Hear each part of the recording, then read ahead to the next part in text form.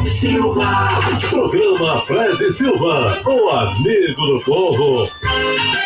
Tudo que você precisa pra te fazer feliz, pra te contagiar. Sua participação de todo lugar, em casa ou no trabalho, no carro e também na internet. Programa Fred Silva, o amigo do povo.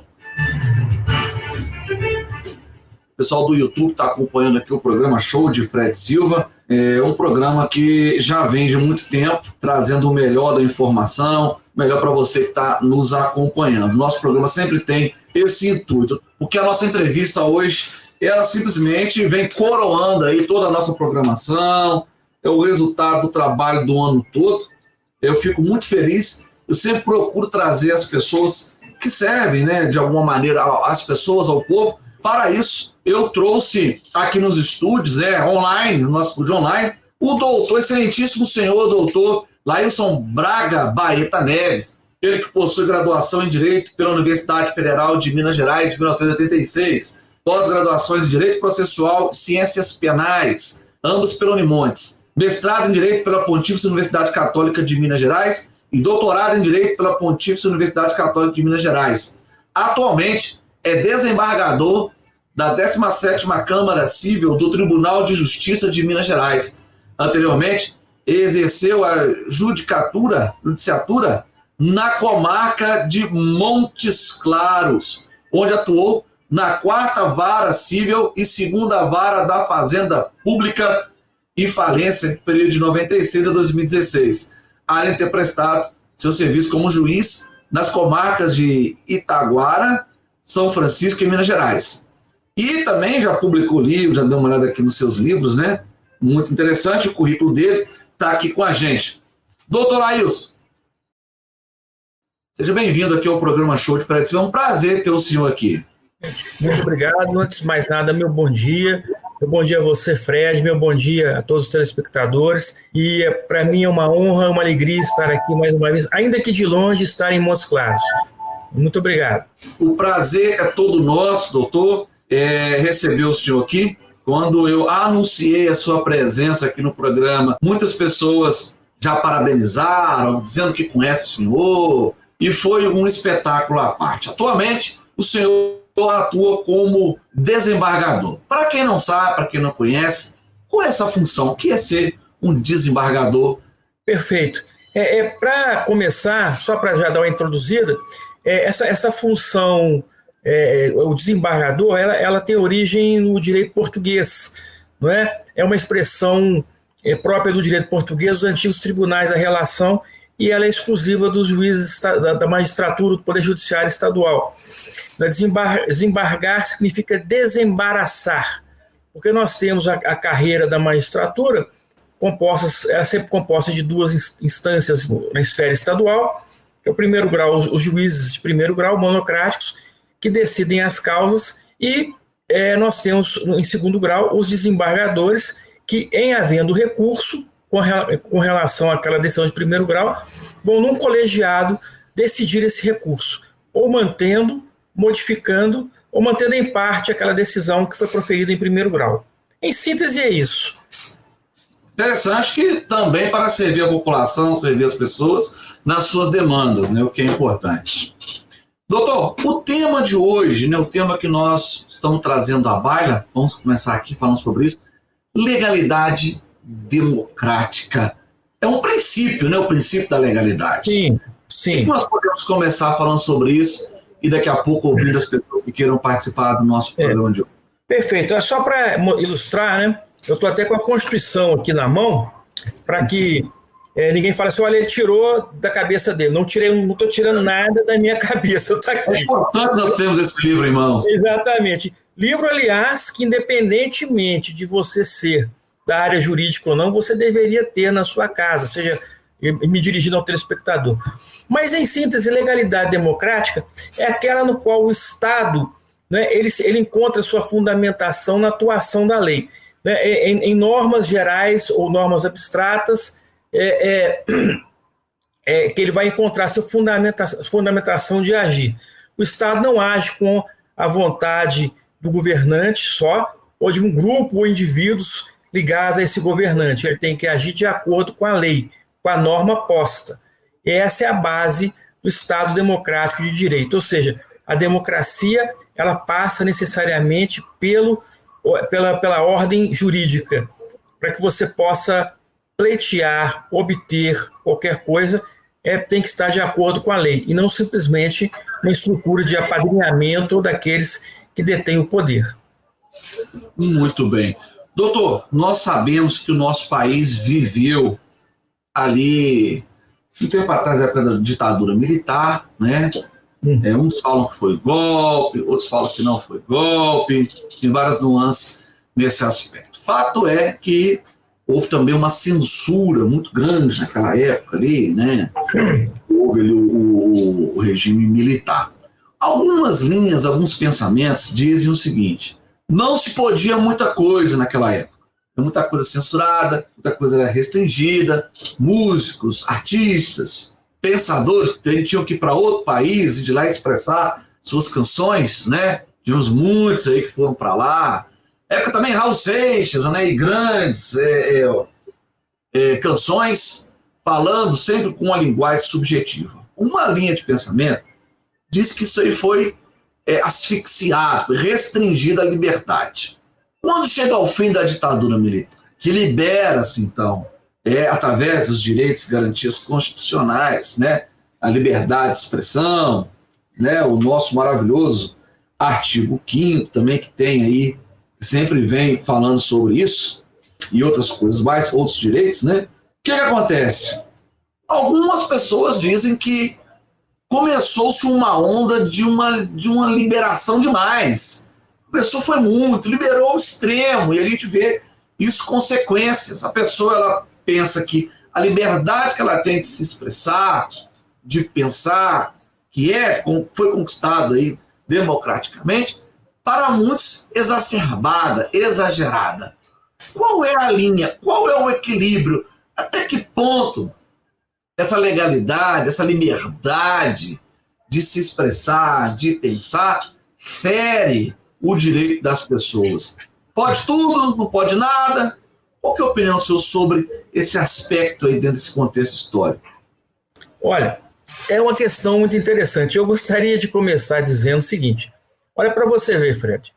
Se nós estivéssemos no regime de exceção anterior à Constituição de 88, esse programa já tinha sofrido uma intervenção, já tinha parado por aí no meio da sua pergunta. Então você imagina a gravidade do que era antes, para aqueles que são saudosistas do regime militar que nos antecedeu. O que acontece é o seguinte: nós tivemos esse período de sufocamento, né? E, digamos assim, os artistas, principalmente a classe artística, que nós devemos muito, né? Teve que trabalhar, e aí até aguçou a criatividade deles, porque eles tiveram formas extraordinárias de falar, né? Falar sobre o que estava acontecendo naquele momento. Veio a conquista dessa Constituição de 88. Muito bem. Então nós temos dois pontos aí que, do ponto de vista sociológico, não é nem jurídico, que a gente tem que ponderar. Primeiro, quando há uma repressão muito grande, excessiva, e quando você libera, o resultado é uma explosão de manifestações, todas nem sempre muito louváveis. O segundo aspecto é que o sufocamento de uma cultura política de liberdade, não é? De praticamente 24, 25 anos, fez com que essa formação fosse um pouco frágil e que as pessoas não compreendessem bem o Instituto, né? Ou os institutos que estavam regressando à nossa vida, à nossa convivência. Nós não temos, por exemplo, a cultura de convivência política harmônica que tem em países da Europa, no Canadá, né? E outros locais, por exemplo. Por quê? Porque nós tivemos esse sufocamento. É claro que a gente espera que isso vai sendo substituído. Agora, qual que é a questão? A questão é o seguinte: a liberdade de expressão, aí que está. Ele é um princípio que existe justamente para aquilo que você não quer ouvir. Eu quero falar, por exemplo, e a pessoa não gosta do que eu falo. Se for para ouvir só o que a pessoa gosta, obviamente não precisa de uma garantia constitucional, não é verdade? Então, o que acontece? Agora, o que eu falo, eu me responsabilizo sobre ele. Se eu falo uma coisa indevida aqui nesse programa, se eu agrido, se eu ofendo, né? Uma coisa é eu expressar meu... Nós não podemos confundir liberdade de expressão, antes da gente chegar lá, com liberdade de informação. Expressão é opinião. Por exemplo, não sei se você está vendo lá atrás, eu acho que o Atlético é o melhor time de futebol do mundo. Se tiver futebol no outro universo, ainda assim será o Atlético. Opiniões contrárias têm que ser respeitadas, não é verdade? Agora, é muito diferente se eu começar a inventar mentiras sobre outros times. Falar que o time tal joga mal porque ganhou, porque o juiz favoreceu, ou que não sei o quê. Então, o que acontece? Aí eu já estou prestando um desserviço, né? Eu já não estou dando informação, eu já não estou manifestando opinião, mas eu estou propagando mentiras. E aí eu tenho que responder por isso. Não sei se fui claro quanto a isso. Se quiser, eu complemento a resposta. Não, foi. Foi porque o que eu quero aqui nesse programa é ampliar a mente das pessoas. Por quê? Nós vamos caminhar muito por esse tema, né? Vamos caminhar muito por esse tema. E eu quero ler aqui o artigo 5º. Eu reforço o que o doutor disse. O brasileiro deveria de conhecer esse livro, doutor. Claro. Eu penso que as escolas deveriam de começar a estudar isso aqui, sim, já nas suas séries iniciais, Fundamental 1. Eu me lembro, doutor, eu não sei, eu aqui no programa, eu sou da seguinte opinião. As pessoas que têm opinião contrária à minha opinião são bem-vindas, porque eu cresço no contraditório. Eu não vou brigar, eu não quero destruir o contraditório. O contraditório nos faz crescer na vida. Daqui a pouco a gente vai falar um pouco sobre isso. Porém, eu me lembro das aulas de OSPB, da Organização Social Político Brasileira. Aquelas aulas de OSPB que eu tinha na época eram maravilhosas. Ali eu fui entender sobre as questões de seca no Nordeste. Eu estava ali na minha 5ª série, coisa que, se não tivesse uma aula dessa, talvez eu não sabia a questão política das coisas.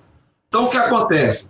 A Constituição Federal deveria ser matéria do Fundamental 1, para pelo menos as pessoas crescerem e saber os seus direitos. Olha que interessante o artigo 5º da Constituição Federal, que inclusive, né, teve aí a participação do prefeito Humberto Souto. Tem pessoas que... Sim. Né, só pode complementar. Sim.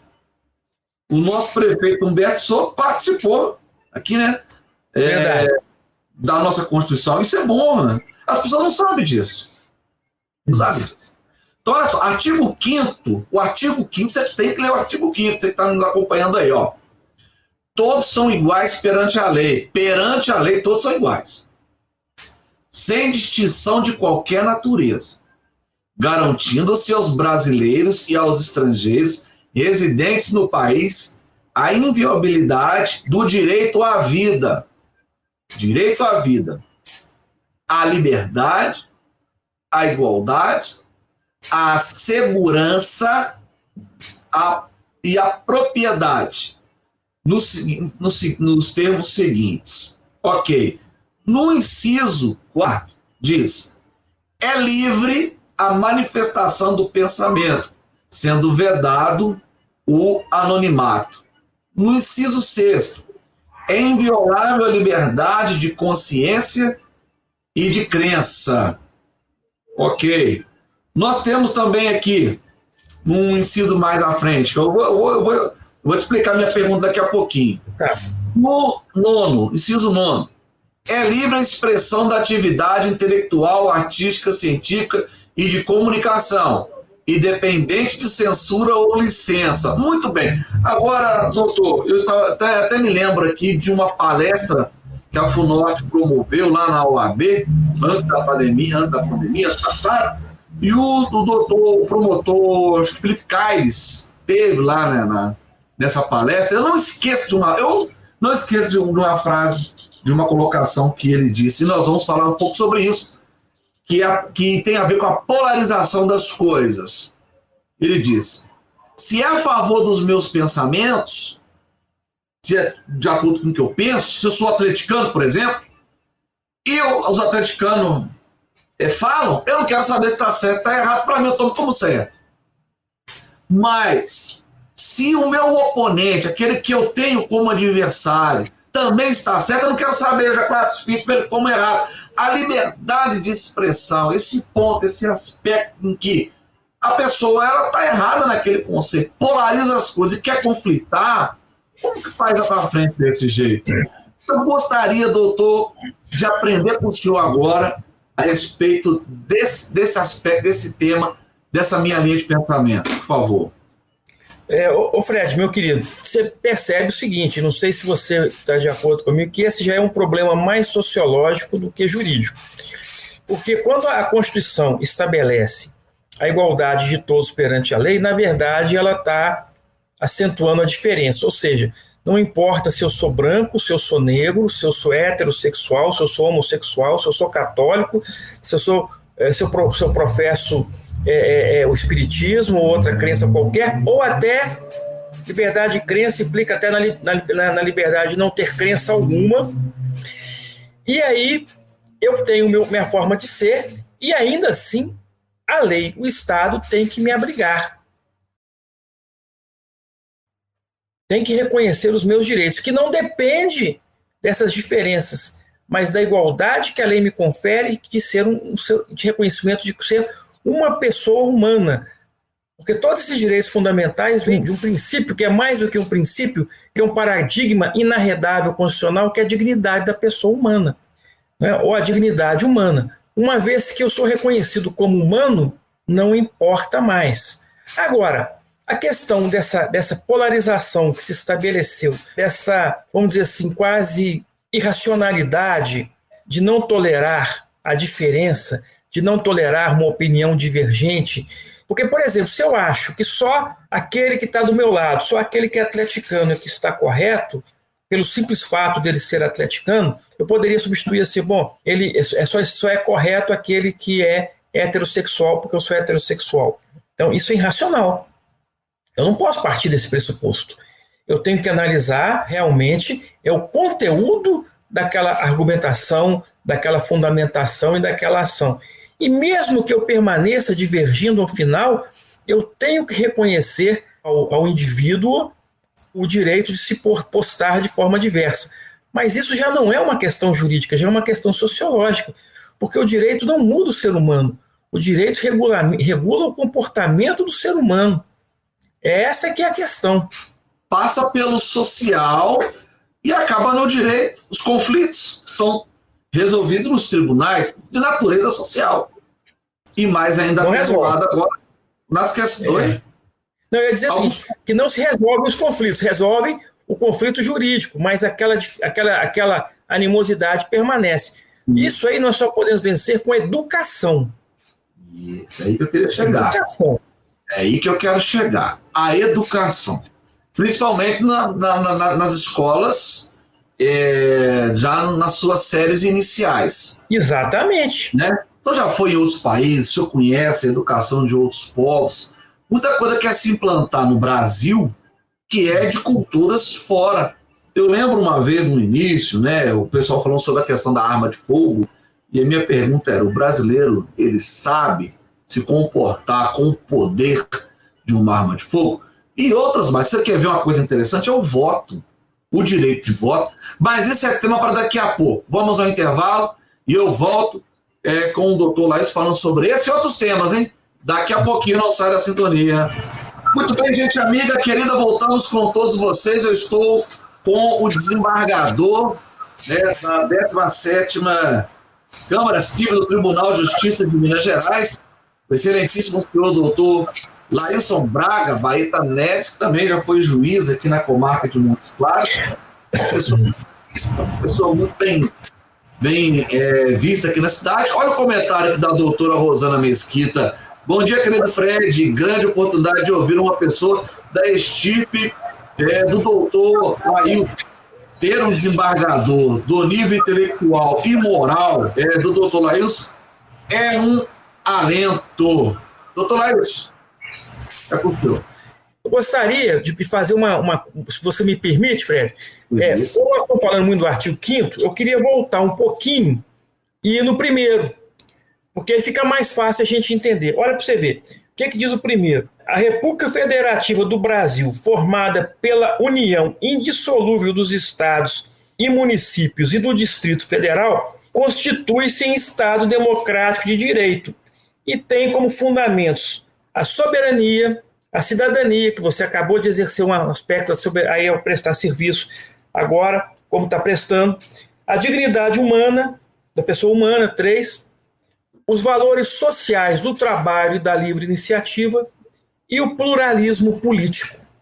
Então, é claro que se essas são as bases do Estado Democrático de Direito, obviamente que o artigo 5º ele vem em consonância a isso, quer dizer, ou seja, toda essa estrutura se há pluralidade, tem que haver respeito a essa pluralidade. Se é a base do Estado Democrático de Direito, como é que você não vai respeitar a pluralidade? Olha, tem pluralidade, mas você pode respeitar.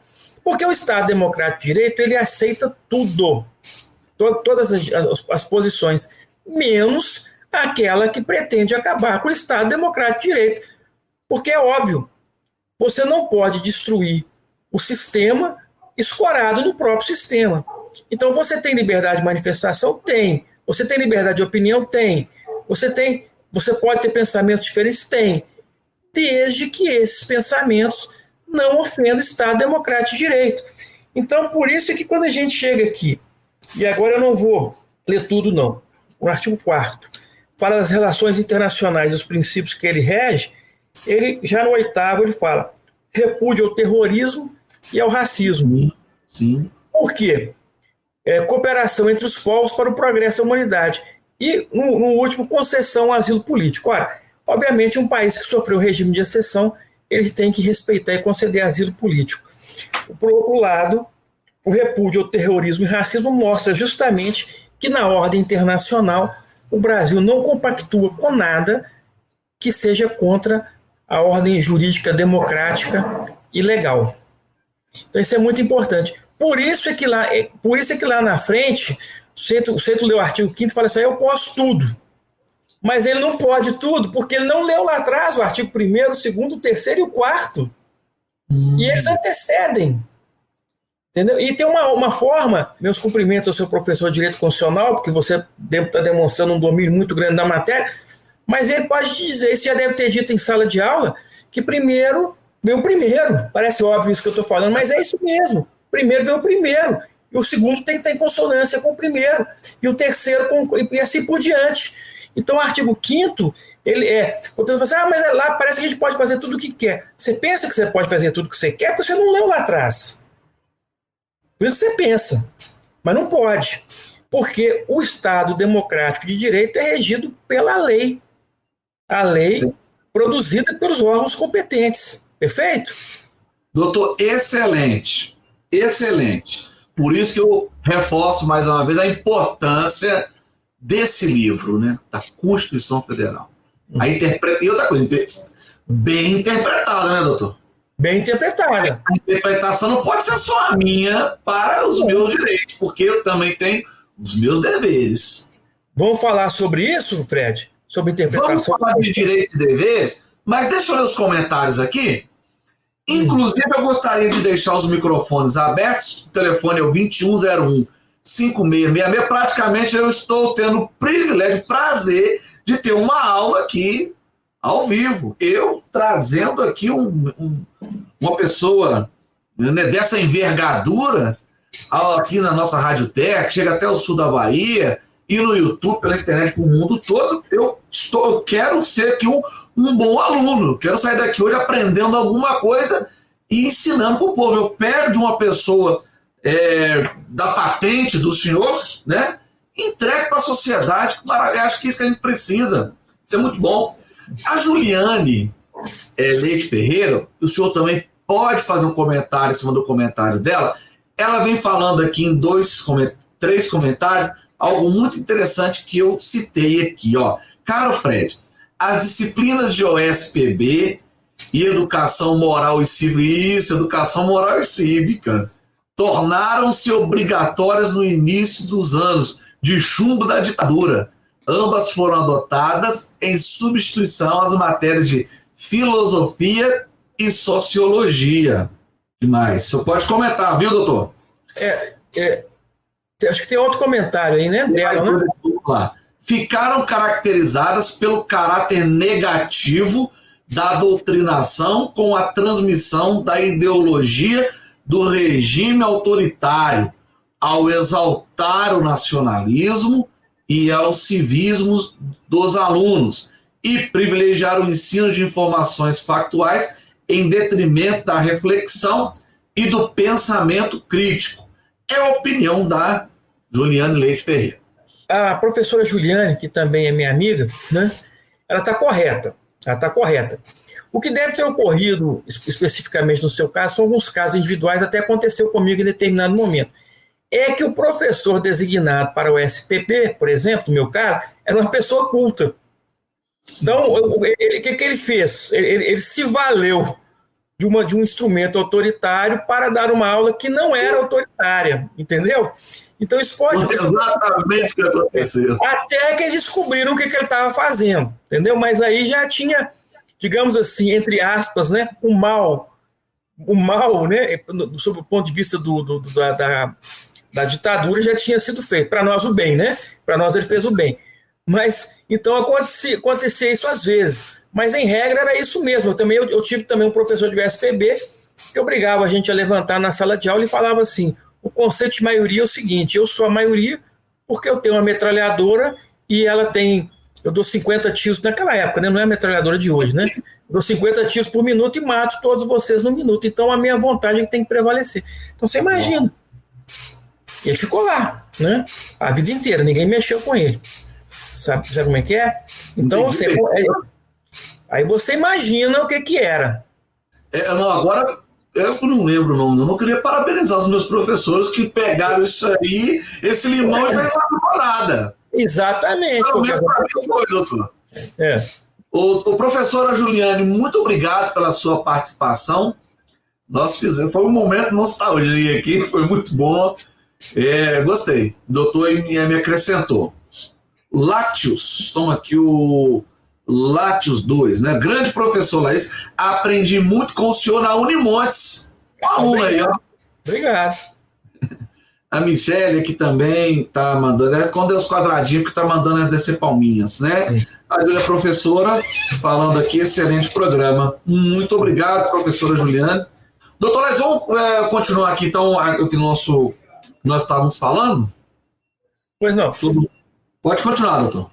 Pois é. Então, o que acontece? Nós precisamos ter isso em mente, que o artigo 5º ele não está isolado, ele está dentro de um contexto constitucional, né, da Constituição, e que ele tem que ser coadunado com aqueles pilares.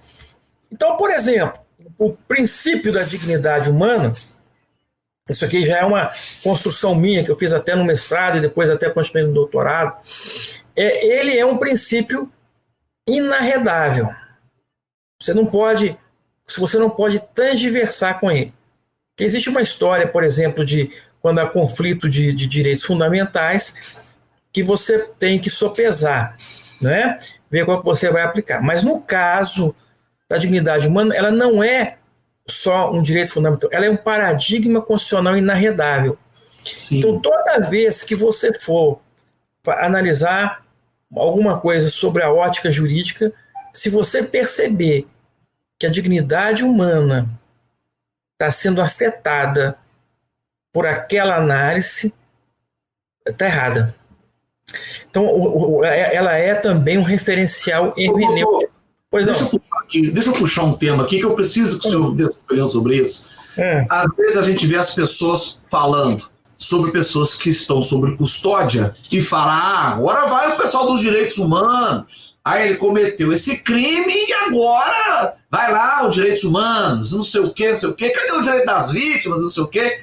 Nas academias, com os bons professores, nós pegamos esse princípio da dignidade da pessoa humana e pensamos Eu até conversei com a minha professora uma vez, de psicologia jurídica, e eu perguntei para ela sobre a psicologia para uma pessoa que está presa. Qual o motivo seria? A dignidade da pessoa humana nas pessoas que estão presas. Os direitos humanos daquela pessoa. Existe uma vertente que fomenta a supressão desse direito para as pessoas em custódia ou até mesmo condenadas, como para que se fazer um tipo de justiçamento, de uma vingança, de algo dos primórdios ali, das leis de Italião. Tentam implantar isso nos dias de hoje.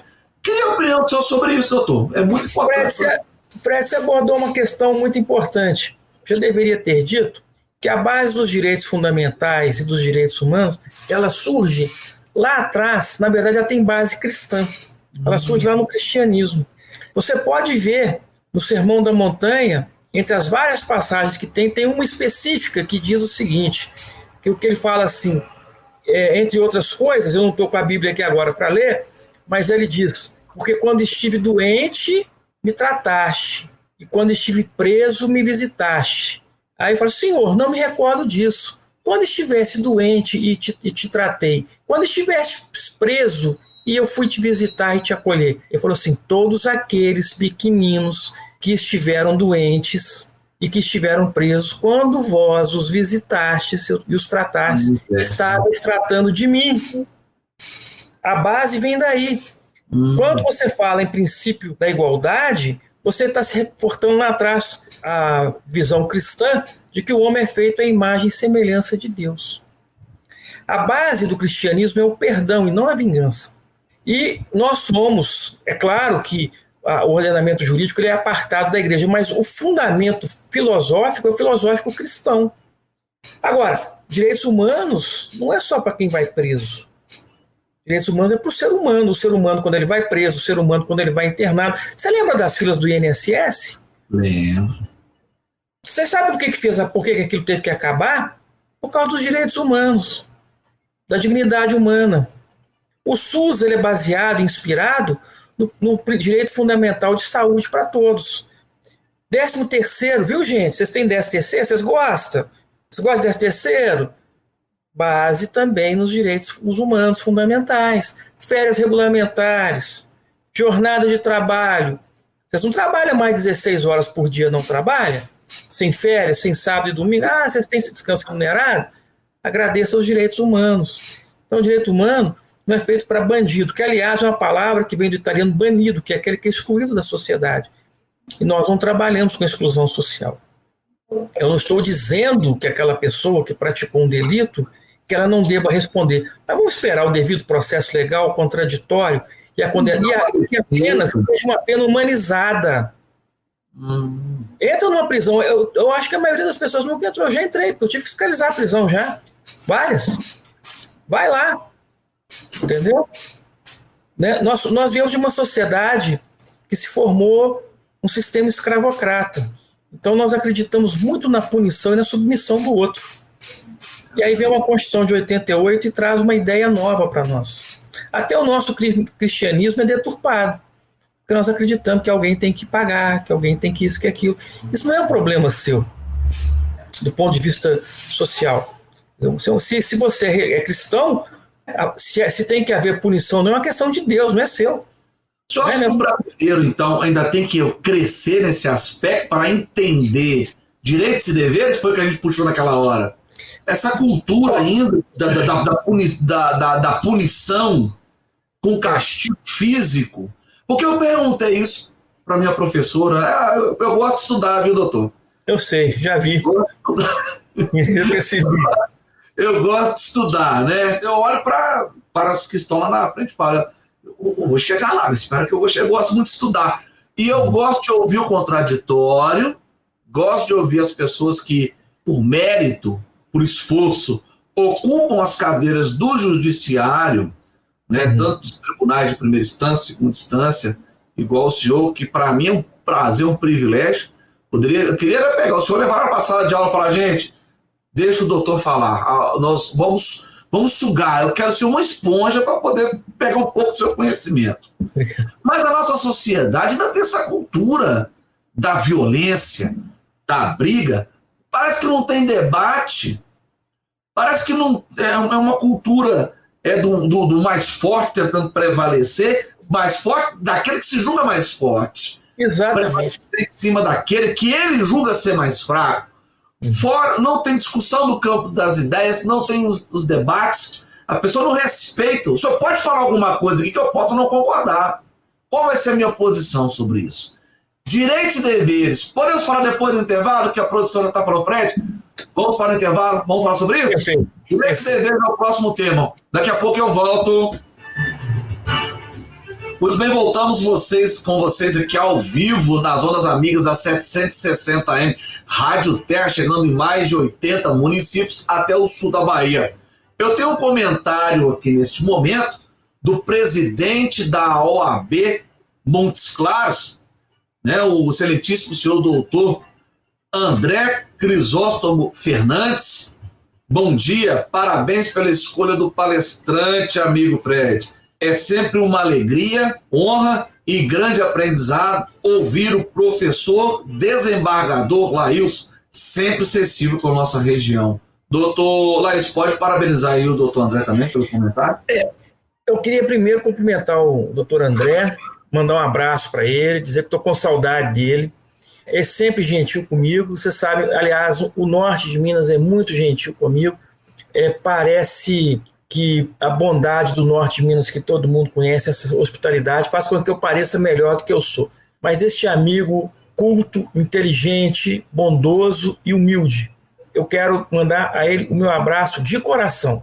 Quero também mandar um abraço ao doutor Nicanor e aos demais telespectadores. Agradeço muito a gentileza de sempre. Um dia, Fred, eu quero, se você me permitir, olha a minha ousadia. Eu quero, se me permitir, eu podendo estar em Montes Claros, eu quero ir no seu programa pessoalmente, se você deixar, é claro. A cadeira do senhor está aqui, ó. A cadeira e o microfone já está à disposição. Pois não, pode deixar. Assim que eu puder estar aí. Quero, porque Montes Claros ganha, o norte de Minas ganha conosco, né? Eu também. O meu programa é de utilidade pública. Eu não sou detentor da verdade, por isso que eu abro espaço para contratar. Já me ligaram aqui outras vezes. Não concordo com o que você falou. Eu falei, então me ensine. E com isso eu aprendi. O meu programa, a Rádio Terra, está de portas e microfones abertos para o senhor. Suas indicações também são bem-vindas. Perfeito. Porque nós queremos acrescentar alguma coisa, queremos deixar alguma coisa nessa sociedade. O que eu quero em vida é deixar muita coisa. Ótimo. É isso também que eu quero. Felipe Souza está mandando um abraço aqui para o senhor, desembargador. Muito obrigado, Felipe. Um abraço de volta. Aline Caldeira, parabéns pelo programa, Fred. Parabéns ao doutor Laílson, muito competente e querido por todos nós. Minha querida amiga também, um abraço para ela. Fabiola Sayonara, eu acho que ela é advogada. Bom dia, Fred Laílson, excelente programa. Fabiola é minha esposa. Sim. Mas ela é advogada? É advogada previdencialista, isso. Previdenciário? Do direito previdenciário? Eu tenho muito interesse, então, também, se ela quiser participar do programa, porque a questão previdenciária, como a rádio atinge muita zona rural, nós temos prestado aqui um serviço de excelência para a zona rural, para as pessoas do direito previdenciário. Obrigado, doutora Fabiola. Daqui a pouco eu te mando o contato para ela. Já vai ser um prazer. Obrigado, doutora Fabiola. Doutora, direitos e deveres, vamos lá falar um pouco sobre direitos e deveres? E nós temos uma pergunta daqui a pouco para o senhor responder. Bom, vamos falar então sobre direitos e deveres, né? Como nós estamos falando sobre legalidade democrática, estamos falando sobre a Constituição, eu quero ressaltar aqui o que acontece. Dentro da Constituição, no rol dos direitos fundamentais, nós temos uma classificação que eu acho muito importante, que esclarece um pouco essa questão de direitos e deveres. Nós temos grupo de direitos que são chamados de status negativo do Estado, o segundo status positivo e o terceiro que é o status ativo. O que é o status negativo? Por exemplo, o Estado não te dá a vida, né? A vida ele não dá, também não te dá a propriedade. por exemplo, nós citamos aí agora há pouco, né? Ele não te dá a liberdade. Tem que assegurar que a sua vida seja preservada, que a sua propriedade seja preservada e que, por exemplo, a sua liberdade seja preservada. Agora, o status positivo é quando o Estado tem que fornecer o serviço. Por exemplo, justiça, saúde, segurança, ele tem que fazer, tá certo? Então, veja bem, e o status ativo é aquele que eu tenho o direito de exercer. Então, veja bem, no status negativo ele tem que assegurar o exercício do seu direito. No segundo, ele tem que fornecer o direito, então você tem o direito de exigir, evidentemente. E no terceiro caso, que é o status ativo, e nós vamos falar sobre isso daqui a pouco, por exemplo, que se destaca mais são os direitos políticos. Eu tenho o direito de votar, eu tenho o direito de ser votado, por exemplo, eu tenho o direito de me filiar a um partido, eu tenho o direito de me filiar a uma associação ou a um sindicato, não é? E esse status, onde é que entra o dever? É de não me impedir de exercer livremente aquele direito que ele está fundamental que eu tenho, de, por exemplo, me candidatar a um cargo público. Aí eu vou votar. Eu não posso ser impedido de votar, se eu tenho todos os direitos em vigor. Então, agora, para ficar mais claro a questão dos direitos, toda vez que eu tenho um direito, esse direito, por exemplo, no caso do status negativo, ele corresponde a um dever de todos em relação a mim. E assim por diante. Por exemplo, se eu tenho o direito se eu tenho uma propriedade, pode ser uma bicicleta, eu adoro exemplos que tem bicicleta no meio, então eu sempre dou um jeito de falar em bicicleta, porque eu gosto muito de bicicleta. Então, se eu tenho uma bicicleta, eu tenho o direito, em relação a toda a sociedade, o meu direito de usar a bicicleta, andar de bicicleta, guardar a bicicleta, não seja impedido. Quer dizer, eu tenho esse direito. Como tenho a minha vida, ela tem que ser preservada. Então, isso significa que, em relação a todos os demais membros da sociedade, eles têm o dever de não ofender ou colocar em risco a minha existência. E, para isso, existe o Estado. Da mesma forma, se o Estado tem um dever de me prestar auxílio na saúde, que não é só hospital, não é só médico, mas também é saneamento público, é fiscalização dos alimentos que são colocados no comércio à disposição, tudo isso eu tenho o direito de exigir daqueles que prestam tais serviços. Eles têm esse dever e eu tenho o dever também de proceder de acordo. Se eu vou exercer uma atividade política, por exemplo, se eu vou me candidatar, se eu estou exercendo esse direito, isso implica que todos os demais têm o dever de não impedir que eu exerça esse direito. Mas, em compensação, eu tenho o dever de exercer esse direito com a devida finalidade. Se eu me candidato a um cargo de vereador em um determinado município, e se eleito for, eu tenho que me proceder durante a campanha eleitoral de acordo com os ditames da legislação eleitoral. E eleito, tenho que proceder de acordo com as diretrizes daquele cargo que eu assumi por conta da minha candidatura e da minha eleição. Perfeito? Deu para entender? Deu perfeitamente. Inclusive, eu quero acrescentar do Thomas Hobbes Leviathan, né? O Thomas Hobbes, para quem sabe, ele foi um teórico, né? Viveu em 1588 a 1679, e para Hobbes o Estado deveria ser a instituição fundamental para regular as relações humanas, dado o caráter da condição natural dos homens que os impele à busca do atendimento de seus desejos, que nós estamos falando aqui, a qualquer preço, de forma violenta, egoísta, isto é, movida por paixões. Olha que interessante, Thomas Hobbes, já tendo essa visão, falou sobre o Leviatã, justamente para que as pessoas dão seu poder, seu direito ao Estado, tanto é que, dependendo do crime, os que tem, por exemplo, a questão do uso do tribunal do júri, o Estado toma ali o direito daquela pessoa para poder processar, não é a pessoa que vai processar, é o Estado, o Ministério Público. Essa questão do Leviatã, né, do papel do Estado, segundo a Thomas Hobbes, Só que a gente percebe, parece que a gente não está ainda no processo. Muita coisa positiva o Estado faz, não tem como tirar isso, não tem como tirar esse livro. Se esse livro não existisse na nossa sociedade, estaria complicado. Mas ainda foi até uma pergunta de prova. Eu estou lembrando das minhas perguntas de prova. O Estado tem feito seu papel? O papel que o Estado tem feito é suficiente nos dias atuais? Foi pergunta de prova, uma prova que eu falei sobre isso. Muito interessante, complementando o que você está falando aí.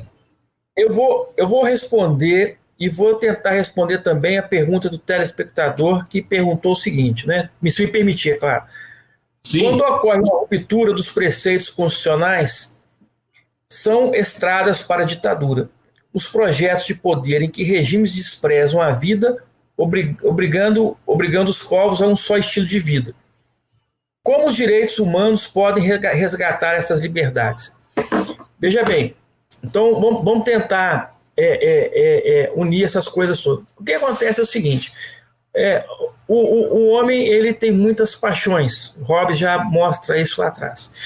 O Estado ele teria essa função justamente de buscar canalizar essas coisas e trazer um certo equilíbrio. Por exemplo, o processo penal, como dizia um professor meu, ele dizia, olha, o processo penal é o substituto da vingança privada. Então, para evitar que você vá lá e se vingue do seu opositor, o Estado intervém e aplica a pena, evidentemente dentro de um processo em que se preserve a ampla defesa, o devido processo legal, né? O devido processo legal é um meio para se chegar à ampla defesa, devido processo legal, contraditório e ampla defesa. E aí você pode ter uma decisão justa. O que torna a decisão justa é a possibilidade que as partes, né, têm de influenciar nessa decisão, no bom sentido, ou seja, de apresentar suas provas, seus argumentos, suas alegações. E então nós temos aquela decisão. E se houver realmente uma condenação criminal, essa condenação criminal deverá ser marcada pelo equilíbrio, pelo menos em princípio, né? Precisa da equidade, né? Exatamente. Agora, exatamente. Aí é que está a questão, que entra a questão que o telespectador colocou. E quando os princípios constitucionais começam a ser pisoteados pelas autoridades públicas, o que é que nós devemos fazer?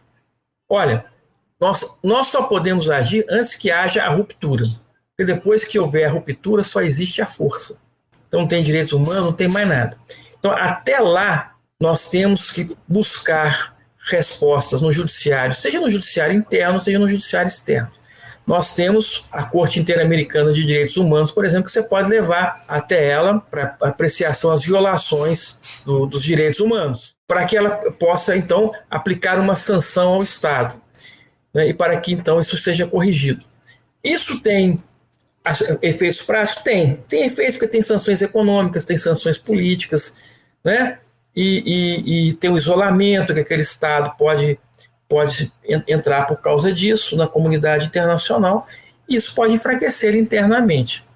Então, né, o enfraquecimento das ditaduras justamente ocorre em função desse desacordo, né, entre a população e o ditador e a comunidade internacional. Então é mais ou menos por aí. Eu não sei se respondi, se ficou faltando alguma coisa, me fala, Fred, que eu complemento. Não, eu gostei, inclusive, antes de ler os comentários aqui, eu quero chamar a atenção, quando comecei no direito, eu queria saber o seguinte, por que o símbolo do direito é a balança e a espada? A balança a gente até sabia, eu pensava assim de uma maneira, né? Era para equilibrar as coisas. A pena para uma injustiça e também a absolvição para uma injustiça. O princípio da equidade, dar a cada um que é seu nas devidas proporções. Você já percebeu que a balança ela nunca está equilibrada, na verdade, ela está sempre assim? Já percebeu no desenho que a balança da justiça ela não fica assim? Né? Sim. Você sabe por quê? Porque a balança ela tem que mexer. Ela tem que mexer porque é uma alteração quando você está diante do caso concreto.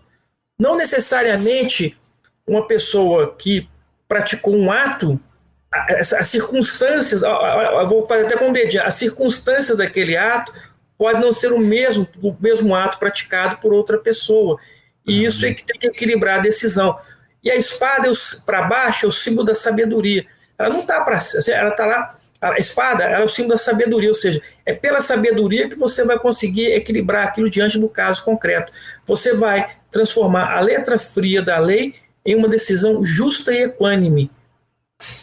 Eu li uma literatura, não estou me recordando, mas daqui a pouco eu me recordo, que falava o seguinte: a balança, o símbolo da justiça, e a espada era a força para aquela justiça ser aplicada, acrescentado agora com duas coisas que o excelentíssimo senhor disse, que é a balança, ela está sempre ali sendo movimentada para que se aplique, como fosse cada caso é um caso, no dito popular.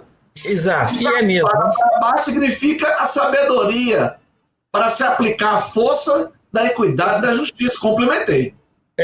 Exatamente. Muito bem. Vou mandar uns abraços aqui. O doutor André Crisóstomo. Muito obrigado, meu amigo doutor Laílson. Sou seu grande admirador. Como ser humano, brilhante jurista e amigo leal. A recíproca é verdadeira. Sou admirador dele e tudo isso que ele está falando que eu sou, ele é que é, sabia?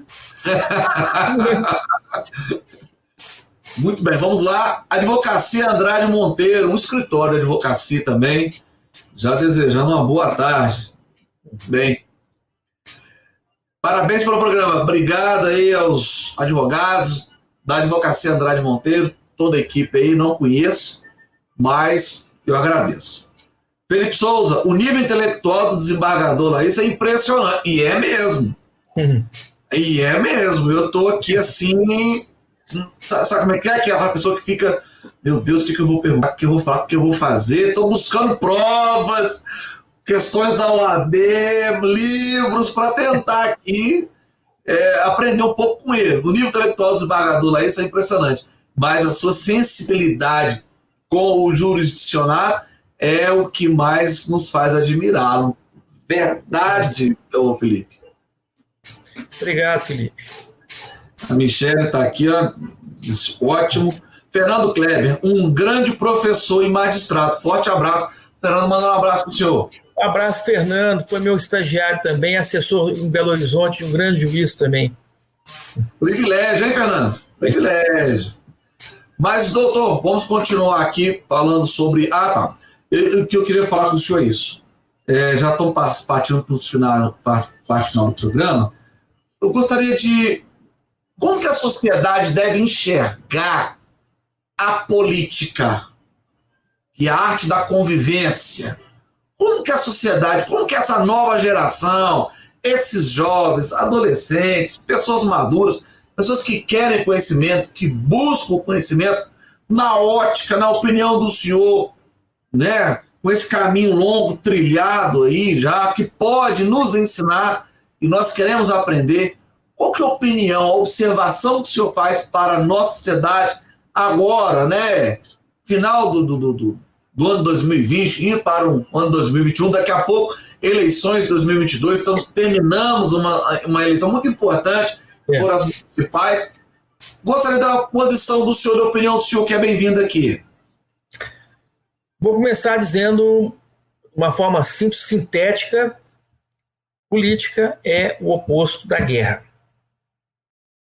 Política é a busca da paz, do consenso, e a guerra é a destruição.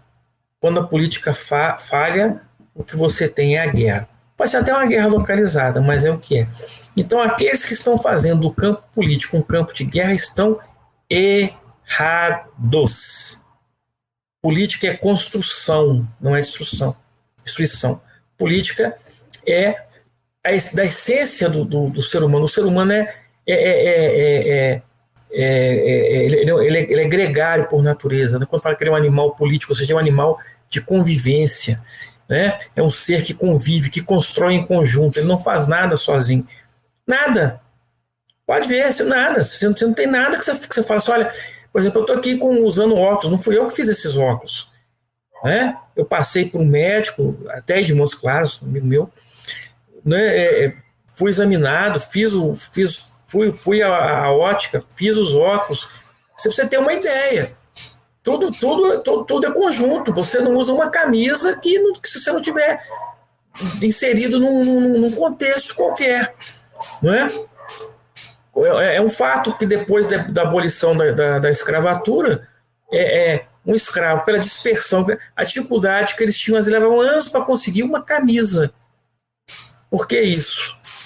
Porque não havia um senso político de integração dessas pessoas. Então você imagina, nós queremos ir para a desintegração de novo? Não, nós não queremos. Como é que nós temos que fazer? Cada um de nós tem que pensar se aquilo que ele professa politicamente, né? E eu não estou só falando de política partidária, porque política se faz de várias maneiras, né? Mas aquilo que você processa é construtivo ou não, é excludente ou não. Tudo aquilo que exclui, tudo aquilo que destrói, tem que ser revisto, repensado. Então, é nesse sentido que eu vejo a política e que eu acho que os jovens têm que compreender. E nós estamos passando esse processo por causa da longa noite escura que nós passamos, em que não houve um crescimento e uma formação, houve uma convivência.